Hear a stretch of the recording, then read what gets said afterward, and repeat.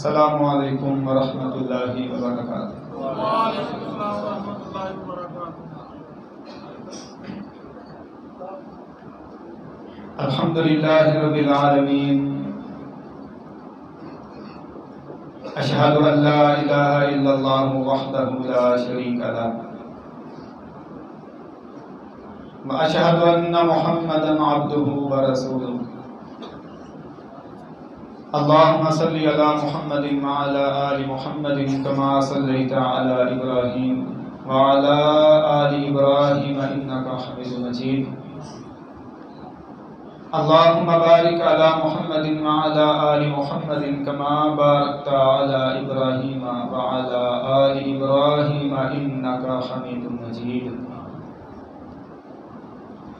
صاحبو، ساتھیو، قابل قدر بزرگو، اسی طرح معزز خواتین، میں یہ بات جانتا ہوں کہ آپ لوگوں نے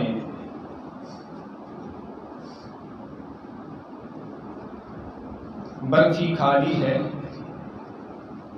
اور برفی کے بعد چائے پھیکی پھیکی لگتی ہے،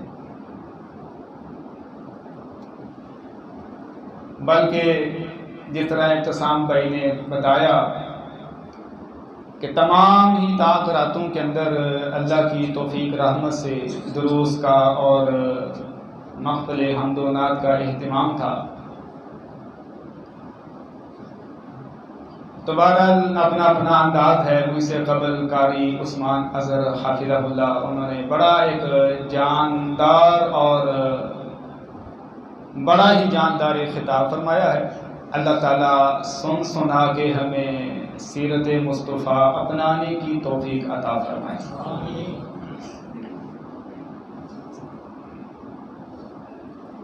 پوری دل جمی سے بیٹھیے،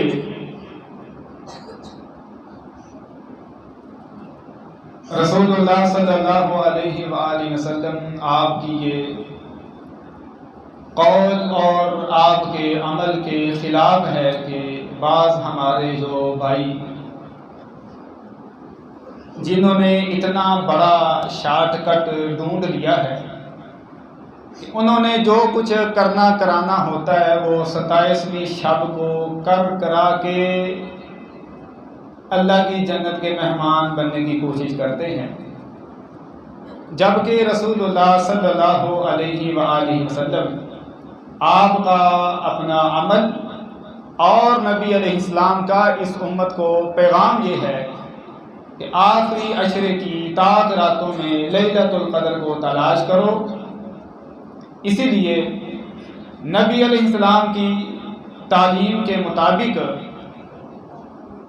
بعض لوگ اللہ کی رحمت کو بند کر چکے ہیں، لیکن ہم بحمدہ تعالی اس بات کے منتظر ہیں، اس بات کے متلاشی ہیں کہ ہو سکتا ہے کہ آج کی شب ہی لیلۃ القدر ہو اور اللہ تعالیٰ اس کی فیوز، اس کی برکات ہمارے مقدروں میں، ہمارے نصیب میں فرما دے۔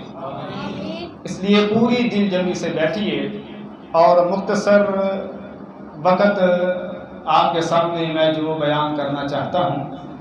الحمدللہ ہم نے بڑی نمازیں پڑھی، راتوں کا قیام کیا، روزے رکھے، اپنا تزکیہ نفس کیا، اپنا اخلاق، اپنا کردار کو اچھا کرنے کی کوشش کی ہے، اور پھر بڑی خوشی اس بات کی ہوتی ہے کہ ماہ رمضان کے اندر وہ نوجوان جو سارا سال اپنا بودیاں سیدھی کرنے پہ گزار دیتے ہیں، اس مہینے کے اندر وہ بھی سر پہ ٹوپی رکھ لیتے ہیں، اور وہ نوجوان بڑی دیکھ کے دل کو خوشی ہوتی ہے کہ جو ہاتھوں میں تسبیحاں پکڑ لیتے ہیں۔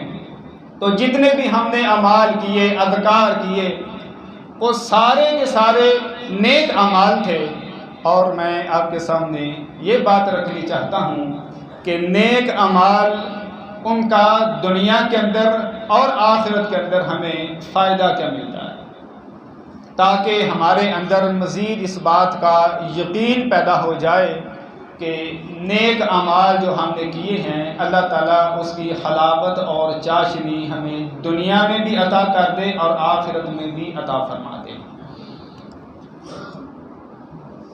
سب سے پہلی بات یہ ہے میرے بھائیوں، انسان جب نیک اعمال بجا لاتا ہے تو اللہ تعالیٰ اس بندے کی جان کی حفاظت فرماتا ہے، اس بندے کا محافظ اللہ تعالیٰ ہو جاتا ہے جو نیک اعمال بجا لاتا ہے۔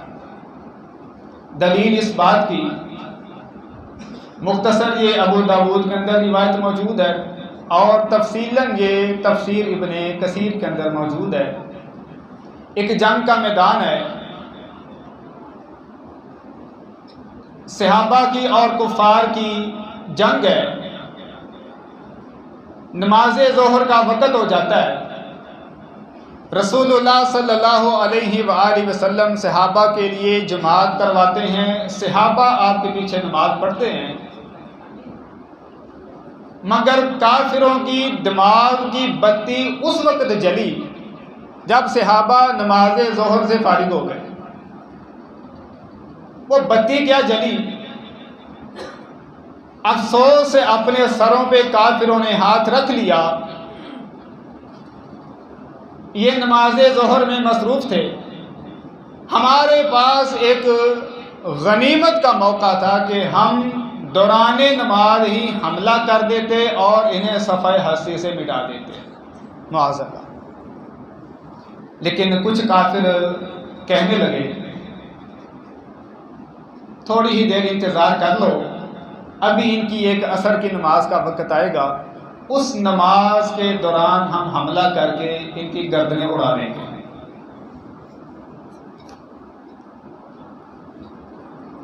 ایسا ہی ہوا، نماز عصر کا وقت ہو گیا، کفار نے پوری تیاری کر لی، ادھر صحابہ کے ذہن میں بھی بات تھی کہ اللہ کے حضور نماز کے دوران اگر جان چلی بھی جائے، حق تو یہ ہے کہ حق ادا نہ ہوا۔ صحابہ نے بھی بڑی دلیری کے ساتھ اللہ کے حضور نماز پڑھنے کے لیے عزم کر لیا۔ نماز عصر کا وقت ہو گیا، کافروں نے پوری تیاری کر لی، لیکن وہ کسی شاعر نے کہا فانوس بن کے جس کی حفاظت ہوا کرے، وہ شمع کیا بجھے جسے روشن خدا کرے۔ رسول اللہ نماز پڑھانے کے لیے عصر کی مصلی پہ تشریف لاتے ہیں، صحابہ ایسے صفیں بنا رہے تھے، اللہ تعالیٰ نے نماز کے احکام ہی تبدیل کر دیے۔ صلاۃ الخوف کے احکام اللہ تعالیٰ نے نازل فرما دیے۔ اور صلاۃ الخوف کے احکام کیا تھے؟ حکم یہ نازل ہو گیا، ایک صف آپ کے پیچھے کھڑے ہو کے نماز پڑھے گی اور دوسری صف اسلحہ لے کے کافروں کے سامنے اپنا دفاع کرے گی۔ جب یہ اپنی ایک رکعت پڑھ لیں گے، یہ اسلحہ لے کے کافروں کے سامنے چلے جائیں گے اور وہ آ کے رسول اللہ کے پیچھے نماز پڑھ لیں گے۔ صحابہ نے نماز عصر بھی ادا کر لی اور اپنی جانوں کی حفاظت بھی ہو گئی، پوری باحفاظت نماز عصر ادا کر لی۔ کافروں کے سارے عزائم، کافروں کے سارے پروگرام، کافروں کی کمر ٹوٹ کے رہ گئی۔ ہم تو انہیں مار دینا چاہتے تھے، لیکن یہ جس رب کی بندگی کرتے ہیں اس نے نماز کے احکام کو تبدیل کر کے صلاۃ الخوف کے احکام نازل کر کے اپنے صحابہ کی حفاظت کر دی۔ اندازہ فرمائیے کہ نیک اعمال ہماری زندگی کے اندر یہ صلہ ہمیں دیتے ہیں کہ اللہ تعالیٰ نمازی بندے کی حفاظت فرماتا ہے۔ ان اللہ یدافع عن الذین آمنوا، اللہ تعالیٰ ایمان والوں کا دفاع کرتا ہے۔ چند گزارشات سن لیجئے گا، انشاءاللہ بڑی امید ہے کہ اس طالب علم کے ٹوٹے پھوٹے الفاظ سے آپ کے سینے چوڑے ہو جائیں گے، آپ کی زندگی کے اندر انشاءاللہ یقین پیدا ہو جائے گا۔ ایک اللہ والے کشتی پہ سوار ہیں، 100 سے اوپر ان کی عمر ہو چکی ہے، ایک جگہ پہ کشتی جا کے رکتی ہے، سواریاں اترنا شروع ہو جاتی ہیں۔ یہ بابا جی 100 سے اوپر سال ان کی عمر ہے، میرا خیال ہے یہاں پہ میرا خیال ہے کوئی نہیں ہوں گے. کیوں جی؟ اللہ میرے اللہ، انہوں نے اپنا تہ بند سنبھالا اور کشتی سے چھلانگ لگا دی. باقی سہارا لے کے اتر رہے تھے، ان بابا جی نے جن کی عمر بڑی ہی زیادہ ہے، دیکھنے کو ضعیف کمزور ہو چکے تھے، چھلانگ لگا کے کشتی سے نیچے اترے. جو آس پاس ساتھ والے ساتھی تھے وہ کہنے لگے، او بابا جی دیکھا جی اجے تو پرویز لائی نے وانگا ٹوٹو بھی نہیں بنائی، کشتی سے چھلانگ لگا دی ہے آپ نے. یہاں پہ تو ریسکیو بھی کوئی نہیں جو آپ کو مرم پٹی کر دے. لوگوں نے طرح طرح کی باتیں کی، مگر ان بابا جی نے جو الفاظ بولے، اگر سونے کے پانی سے ان الفاظ کو لکھا جائے، یقین جانیے ان الفاظ کی قیمت ادا نہیں ہوتی. بابا جی کہنے لگے، میں نے بھرپور جوانی کے اندر اپنے اعضاء سے اپنے اللہ کی نافرمانی نہیں کی. آج مجھے پورا یقین ہے کہ میرے اعضاء کی میرا اللہ حفاظت کرے گا، انہیں ٹوٹنے نہیں دے گا. اللہ اکبر. یہ تھے ہمارے اسلاف، یہ تھے ہمارے بزرگ جن کی بات سن کے پڑھ کے دل مضبوط ہوتے، یقین آ جاتے ہمارے اندر. وہ میں پچھلے دنوں فیس بک پہ سن رہا تھا، ایک صاحب کو وہ ایک کہانی بیان کر رہے تھے کہ پھر عبد القادر جیلانی رحمہ اللہ بچپن کے اندر اپنے دوستوں کے ساتھ کھیلتے تو کسی کو نہ ملتے، سارے ڈھونڈ ڈھونڈ کے تھک جاتے، یہ نہ ملتے. گھر میں جو نوکرانی تھی نا کام کرنے والی، اس نے پوچھ لیا کہ بیٹا عبد القادر سارے ڈھونڈتے رہتے ہیں ملتے نہیں، کہاں چلے جاتے ہو؟ تو پیر صاحب فرمانے لگے، یہ مجھے دنیا میں ڈھونڈتے رہتے ہیں، میں چھلانگ لگاتا ہوں اور چاند پہ چلا جاتا ہوں. میں نے کہا ہم کسی کرامت کے منکر نہیں ہیں، لیکن فیصلہ تم سے لے لیتے ہیں. یہ پیر صاحب کی شان عظمت ہے یا یہ پیر صاحب ان کے اوپر نقص لگا رہے ہو کہ یہ دھوکہ اور فراڈ فریب نہیں ہے کہ دوسرے یہاں پہ ڈھونڈیں اور وہ چاند پہ جا کے چھپ جائیں. اور پیر صاحب کو معاذ اللہ کو دھوکے باز تھے. ایسی قصے کہانیاں بنائے ہیں. تو اصلی اللہ والے وہ اتنا ہی کیا کہ کشتی سے چھلانگ لگا دی. لوگوں نے پوچھا کہ ڈر نہیں ہے ٹانگ یا بازو ٹوٹ نہ جائے؟ کہنے لگے جوانی کے اندر میں نے بچایا ہے اپنے رب کی نافرمانی سے، آج پورا یقین ہے کہ میرا رب انہیں ٹوٹنے سے ضرور بچائے گا. اللہ اکبر. تو اللہ تعالیٰ کی بندگی کرنے کی وجہ سے انسان کی جان کی اللہ تعالیٰ حفاظت فرماتا ہے. دوسری بات،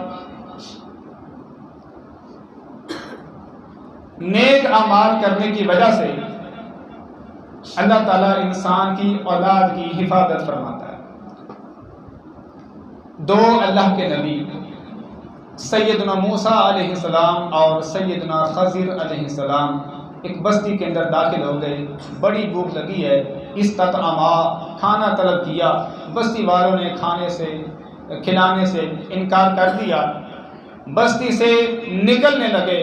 سورۃ الکہف کے اندر 16ویں پارے کے پہلے صفحے پہ یہ واقعہ موجود ہے. بستی سے نکلنے لگے. خضر علیہ السلام نے دیکھا ایک دیوار جو بالکل گرنے والی ہے. انہوں نے فوراً اللہ کے حکم سے اس دیوار کو بنا دیا. موسیٰ علیہ السلام نے اعتراض کر دیا کہ آپ نے اس دیوار کو کیوں بنایا؟ تو خضر علیہ السلام فرمانے لگے کہ اس دیوار کے نیچے 2 یتیم بچوں کا خزانہ چھپا تھا. اگر یہ دیوار گر جاتی، آپ نے دیکھ لیا ہے کہ یہ اتنے کنجوس ہیں، مہمانوں کو کھانا نہیں دیا جنہوں نے. اگر یتیموں کا خزانہ سامنے آ جاتا تو ظالم وہ خزانہ ہڑپ کر جاتے. تو اللہ تعالیٰ نے مجھے وحی کی اس بات کی کہ یتیموں کے خزانے کی حفاظت کی جائے. وہاں پہ اللہ تعالیٰ نے جو الفاظ استعمال کیے ہیں، وَكَانَ أَبُوهُمَا صَالِحًا، کہ ان یتیموں کا جو باپ تھا وہ نیک انسان تھا. وَكَانَ أَبُوهُمَا صَالِحًا، ان یتیموں کا باپ نیک انسان تھا۔ اندازہ کیجئے باپ نیک تھا، دنیا سے جا چکا ہے، اس کے جانے کے بعد بھی اللہ تعالیٰ نے بچوں کے مال کو ظالموں کے ہتھے نہیں چڑھنے دیا۔ سیدنا سعید بن المسیب رحمہ اللہ اپنے بیٹے سے کہتے ہیں، بیٹا جب مجھے تیرا خیال پیدا ہوتا ہے میں تہجد کے اندر لمبا قیام شروع کر دیتا ہوں۔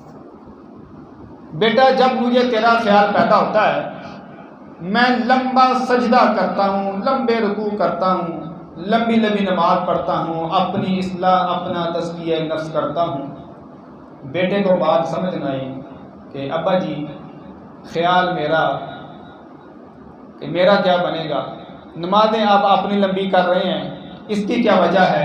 بیٹے نے آگے سے سوال کر دیا تو سعید بن المسیب رحمہ اللہ فرماتے ہیں، بیٹا اللہ تعالیٰ نے قرآن پاک میں فیصلہ کر دیا ہے وَكَانَ أَبُوهُمَا صَالِحًا کہ ان کا باپ نیک بندہ تھا، مگر جانے کے باوجود بھی یتیمی کی حالت میں بھی اللہ تعالیٰ نے ان کے مال کی حفاظت کی ہے۔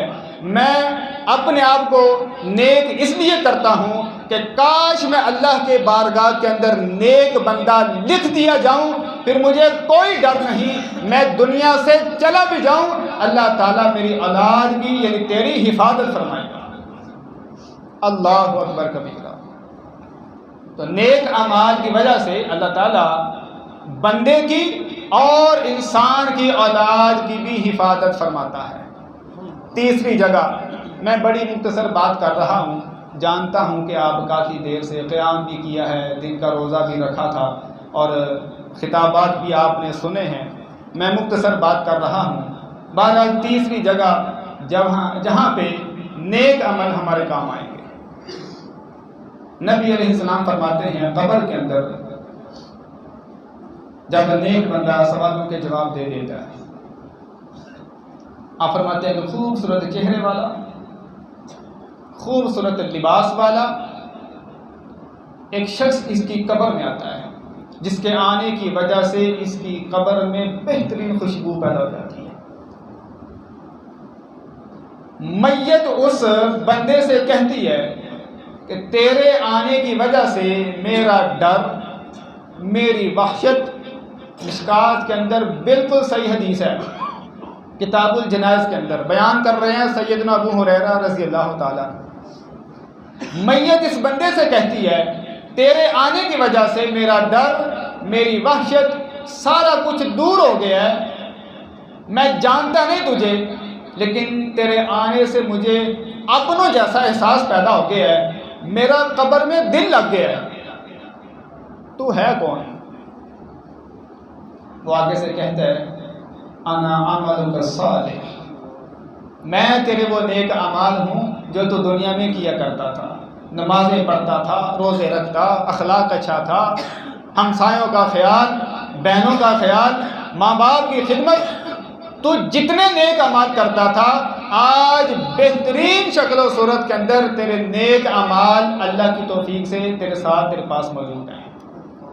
اوپر سے کیا منظر ہے، رسول اللہ صلی اللہ علیہ وسلم فرماتے ہیں جب اس کے ورثاء دفن کر کے جا رہے ہیں جوتیوں کی آواز سنتا ہے، میت قبر میں جوتیوں کی آواز سنتی ہے، بالکل صحیح حدیث ہے، لیکن یہاں پہ بھی ہمارے بھائی ڈنڈی مار کے اس حدیث کو دوسری طرف لے گئے ہیں، جی مزاروں پہ قبروں پہ جانا چاہیے، مانگنا چاہیے۔ اچھا مانگنا چاہیے، دلیل وہ سنتے ہیں، سننے کی دلیل بخاری کی حدیث ہے، آپ نے فرمایا میت جوتے کی آواز سنتی ہے۔ اچھا جی آگے مانگنے کی دلیل، بعض بھائی تو ڈنڈی مار کے اس حدیث کو دوسری طرف لے گئے، لیکن اس حدیث میں جو بڑا بہترین پیغام ہمیں دیا گیا تھا وہ یہ پیغام تھا کہ میت قبر کے اندر اپنے نیک عملوں کے ساتھ دل لگا کے بیٹھی ہے، اوپر سے باپ جاتا ہے تو جائے، اس کے یار دوست کنبہ قبیلہ دفن کر کے جاتا ہے تو جائے، میت دلیری سے کہتی ہے آج نہ باپ کی، نہ رشتہ داروں کی، نہ یاروں کی ضرورت ہے، جو مجھے چاہیے تھا الحمدللہ نماز روزہ سارا کچھ میری قبر کے اندر اچھی شکل و صورت میں موجود ہے۔ دوسری طرف فرمایا برا بندہ، یہ بڑی لمبی حدیث ہے کتاب الجنائز میں، اس میں بڑے رسول اللہ نے احکام مسائل بیان فرمائے ہیں۔ دوسرا بندہ فرمایا سوالوں کے جواب نہیں دیتا، حشر حال پہلے ہی برا ہو چکا ہے، اوپر سے اس کی قبر کے اندر بدترین شکل و صورت والا، بدترین لباس والا ایک بندہ آ جاتا ہے، اور اس کے آنے کی وجہ سے پوری قبر اس بندے کی بدترین بدبو سے بھر جاتی ہے۔ معاذ اللہ، استغفر اللہ۔ یہ میت پھر اسے کہتی ہے حال پہلے ہی بڑا برا ہے، اور اوپر سے تیرے آنے کی وجہ سے میری ڈر، خوف اور وحشت کے اندر اضافہ ہو گیا۔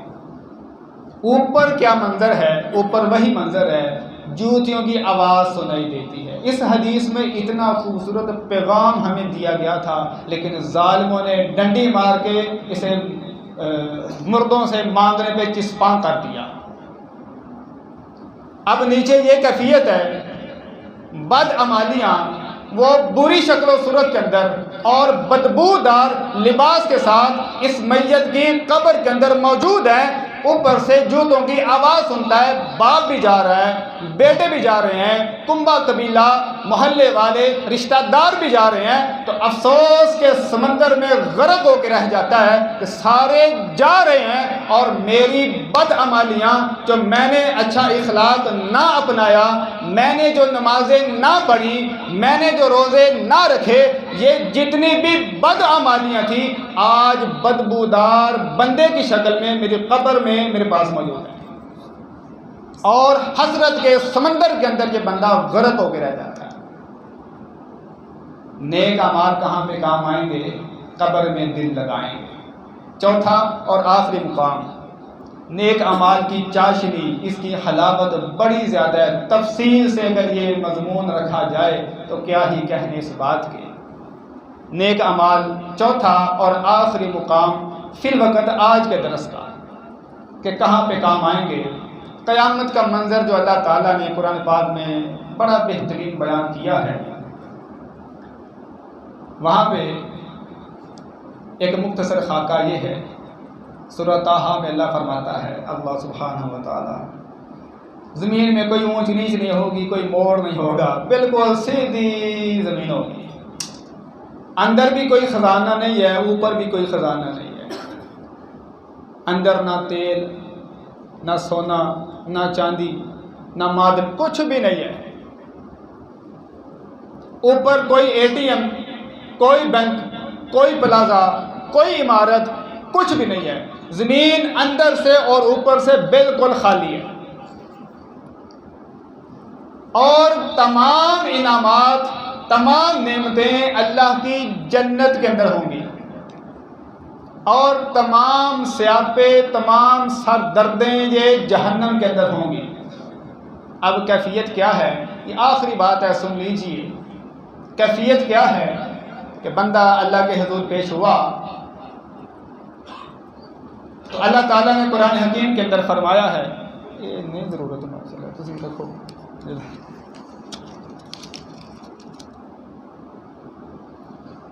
بندہ اللہ کے حضور پیش ہو گیا،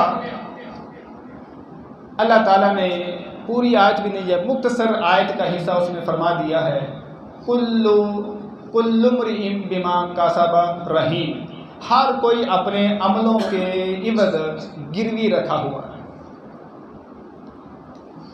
نہیں کبھی اس آیت پہ غور کیا ہوگا، نہیں کبھی سنی ہوگی، سمجھی کبھی نہ ہوگی۔ اللہ تعالیٰ فرماتا ہے ہر کوئی اپنے عملوں کے بدلے میں گروی رکھا ہوا ہے۔ اب اللہ کے حضور بندہ پیش ہو گیا، اب گروی کیا ہوتی ہے یہ تو پتہ ہوگا کہ میں نے کسی سے چیز لینی ہے تو میں اپنی کوئی چیز گروی رکھ کے اس سے ادار کوئی چیز لے لی ہے، تو یہ عہد کیا ہے کہ بھئی میں یہ چیز واپس کر کے وہ اپنی گروی چھڑا لوں گا، واضح طور پہ اللہ تعالیٰ کے قرآن نے اعلان کر دیا ہے، ہر کوئی اپنے عملوں کے بدلے میں گروی رکھا ہوا ہے، قیامت کے دن عمل دیں گے، گروی چھڑا کے اللہ کی جنت میں چلے جائیں گے۔ اب وہاں پہ نیکیاں تھوڑی ہو گئی، اعلان ہوگا جا پورا محشر کا میدان تیرے سامنے ہے، ایک نیکی لا کے دکھا۔ جائے گا، اللہ تعالیٰ نے سب سے قریبی رشتہ داروں کا ذکر کر دیا، بہت زیادہ الجھن نہیں، سب سے قریبی رشتہ دار، یوم یفر المرء من اخیہ و امہ و ابیہ، آگے بھی سب سے قریبی رشتہ دار۔ اب قریبی رشتہ داروں کا ذکر کرنے کی حکمت یہ ہے، باپ نیکی نہیں دے گا، پھوپھیاں کہاں سے دے گی، تائے چاچے کہاں سے دیں گے؟ ماں نیکی نہیں دے گی، جب ماں نیکی نہیں دے گی، خالائیں کہاں سے دیں گی، مامے کہاں سے دیں گے؟ بیوی نیکی نہیں دے گی۔ بعض دفعہ بندہ دنیا کے معاملے میں پھنس جاتا ہے تو سارے تھوڑے کام آ جاتے ہیں، بیوی نیکی نہیں دے گی، سسرالی رشتہ داروں میں سے کوئی بھی کہاں سے نیکی دے گا؟ اللہ تعالیٰ نے قریبی رشتوں کو بیان کر کے یہ بات بتا دی کہ اتنے خاص رشتے تجھے نیکی تو کیا، نیکی کی خوشبو تک نہ دیں گے، باقیوں کا کیا عالم ہوگا۔ اور دوسرے مقام پہ فرمایا، دنیا میں بعض لوگ بڑی گرم جوش دوستی ہوتی ہے، بعض دوست ہوتے ہیں وہ کہتے ہیں تو اعتکاف نہ بیٹھا تو میں بھی نہیں بہنا، تو اپنے گھر دے نوں منا تو میں اپنے نوں کٹھیاں بہنا ہے۔ کوئی ولیمہ کوئی فنکشن اپنے اس دوست کے بنا اٹینڈ نہیں ہوتا، تو نہ گیا تو میں بھی نہیں جانا۔ کوئی برگر کوئی پیزا حلق سے نیچے نہیں اترتا جب تک وہ دوست اس کے پاس نہ موجود ہو۔ عربی میں دوست کے لیے بڑے لفظ استعمال کیے گئے ہیں، مولا اس کا مطلب بھی دوست ہے، صدیق اس کا مطلب بھی دوست ہے، اسی طرح حمیم، حمیم کہتے ہیں ویسے جو کھولتا ہوا گرم پانی ہوتا ہے۔ یہ ایک مقام پہ قرآن پاک کے اندر جہنمیوں کو جو کھولتا ہوا پانی دیا جائے گا وہاں پہ حمیم کا لفظ استعمال کیا گیا ہے، لیکن ایک جگہ پہ اللہ نے دوست کے لیے حمیم کا لفظ بولا، یعنی گرم جوش دوست۔ وَلَا يَسْأَلُ حَمِيمٌ حَمِيمًا، کوئی دوست کسی دوست کو پوچھے گا ہی نہیں، کوئی دوست کسی دوست کو پوچھے گا ہی نہیں۔ پھر اللہ کے دربار کے اندر یار دوست تو پوچھ ہی نہیں رہے، جن سے پوچھا تھا ماں باپ وہ ویسے ہی بھاگ گئے۔ پھر اللہ کے دربار میں گروی پھنسی ہے، دے نمازیں جا جنت میں، کس نے منع کیا تجھے؟ پھر بندہ مطالبہ کرے گا، مطالبہ کیا ہے؟ کہے گا اے اللہ میری بیوی بچے، میرا کنبہ قبیلہ وفصیلتہ التی تؤوی، ایسا قبیلہ جو کسی پرے میں کنڈ نہیں لگنے دیتا، پورا حمایتی قبیلہ، یہ بھی یہاں تک کہ وَمَنْ فِي الْأَرْضِ جَمِيعًا، زمین کے اندر جو کچھ ہے یا اللہ سارے کا سارا، بیوی بچے یار دوست جو کچھ زمین میں ہے سب کو جہنم میں پھینک دے، مجھے بچا لے۔ اللہ تعالیٰ فرمائے گا کلا، ہرگز نہیں۔ اللہ اکبر کبیرہ۔ پھر جا کے پتہ چلے گا کہ نیک اعمال کی اہمیت کیا تھی اور نیک اعمال کی قدر و قیمت کیا تھی۔ اس لیے میرے بھائیوں، کثرت سے ہمیں ضرورت اس بات کی ہے کہ ہم نیک اعمال کریں۔ اکثر ہم جو بیٹھے بیٹھے اداس ہو جاتے ہیں، بس میری بات گفتگو ختم ہو گئی ہے، بس اختتامی خلاصہ آپ کو سمجھا دوں، اکثر ہم جو بیٹھے بیٹھے اداس ہو جاتے ہیں، نیک اعمال کی کمی ہے۔ آپ نے دیکھا ہوگا دنیا کے اندر حلال جتنے بھی کھانے جتنی بھی ڈشیں ہیں موجود، ہم کھا چکے ہیں الحمدللہ، یقین جانیے دنیا کے اندر حلال ڈش کوئی کھانا ایسا نہیں بچا جو ہم نے نہ کھایا ہو۔ دنیا کے اندر پہننے کو حلال لباس ایسا نہیں ہے جو ہم نے نہ پہنا ہو۔ اس بات کے باوجود ہم اکثر بیٹھے بیٹھے اداس کیوں ہو جاتے ہیں؟ نیک عملوں کی کمی ہے۔ ہمارا نفس ہمیں بتاتا ہے کہ کچھ رہتا ہے، لیکن برا نفس فوراً دھیان لے جاتا ہے، یاروں سے ملنا رہتا ہے، فلاں مجلس میں جانا رہتا ہے، پیسہ کمانا رہتا ہے، گئے پھرے ساری رات دوستوں کے ساتھ کھایا پیا، آئے پھر اداس ہو گئے۔ وجہ کیا تھی؟ نیک اعمال کی کمی ہے۔ یہی وجہ ہے نیک بندہ جب اداس ہو اسے یاد آ جاتا ہے، وہ میرے تو آج درود کی تصویر رہتی ہے۔ نیک بندہ اداس ہوتا ہے، یاد آتا ہے، اور میں نے جو یومیہ صدقہ کو تھوڑا بہت نکالتا رہتا ہوں وہ رہتا ہے، وہ فوراً نیکی کرنی شروع کر دیتا ہے۔ یہ جو ہم بیٹھے بیٹھے اداس ہو جاتے ہیں، نیک عملوں کی کمی ہے، یہ بات یاد رکھیے۔ اللہ تعالیٰ سے یہ دعا ہے، بہت لمبی بات بھی یہ کی جا سکتی تھی نیک عملوں کے حوالہ سے، لیکن یہ دعا ہے کہ اللہ تعالیٰ تمام نیک اعمال ہمیں کرنے کی، بجا لانے کی توفیق عطا فرمائے، اور پھر نیک اعمال کی جتنی حلاوتیں، جتنی چاشنیاں ہیں، جان کی حفاظت، اولادوں کی حفاظت، نیک عملوں کی وجہ سے قبر کی زندگی بہتر، نیک عملوں کی وجہ سے دی اینڈ جمع کروا کے جنت کا گیٹ پاس لے کے جنت کا داخلہ، جتنی چاشنی نیک عملوں کی ہے اللہ تعالی ہمیں اپنی زندگی میں نصیب فرما دے۔ آخر دعوانا الحمدللہ رب العالمین۔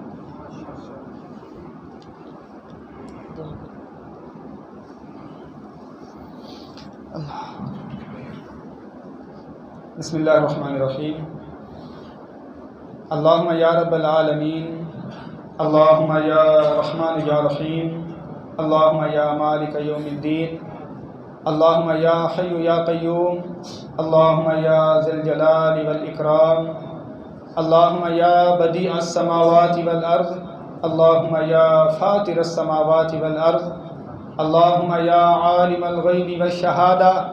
اے اللہ تیرے بڑے پیارے پیارے نام نے، تیرے تمام ناماں دا واسطہ دے کے تیرے تو سوال کرنے ساڑیاں التجاواں دعاواں قبول فرما۔ اللہم صلی علی محمد وعلی آل محمد۔ اللہ اکبر کبیرہ والحمدللہ کثیرہ وسبحان اللہ بکرۃ واصیلا۔ یا اللہ ساڑیاں پریشانیاں مصیبتاں دور فرما۔ یا اللہ ہر خیر ہر بلائی سانو عطا فرما۔ یا اللہ ہر شر تو سانو محفوظ فرما۔ یا اللہ اس سال تو جنہاں لوگوں دے بارے فیصلہ کر دیتا ہے انہوں نے جہنم تو آزاد کر دینا ہے۔ یا اللہ اس ماہ رمضان دے اندر سانو بھی ان خوش نصیباں اندر شامل فرما۔ یا اللہ اس ماہ رمضان دے اندر جو رات بھی لیلۃ القدر دی رات ہے، یا اللہ اس نو ساڑے مقدرہ دے اندر فرما دے۔